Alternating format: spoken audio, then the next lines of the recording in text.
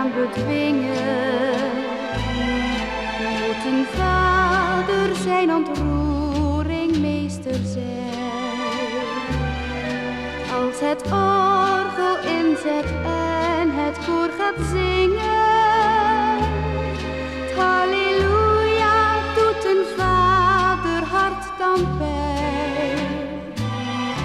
Want op dat moment voelt hij zijn ogen branden. Door een mist ziet hij het knielend jonge paar. Nu verbonden voor altijd door gouden banden. Vader van de bruid, kom huil nu maar.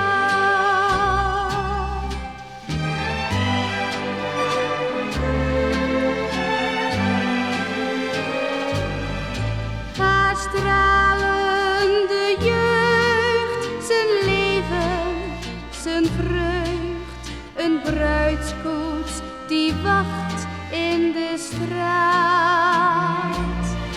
De bruigom belt aan, dan ziet hij haar gaan. Zijn kind dat het huis nu verlaat. Kan de vader van de bruid een traan bedwingen? Moet een vader zijn ontroering meester zijn. Als het orgel inzet en het koor gaat zingen. Het halleluja doet een vader hart dan pijn. Want op dat moment voelt hij zijn ogen branden. Door een mist ziet hij het knielend jonge paar.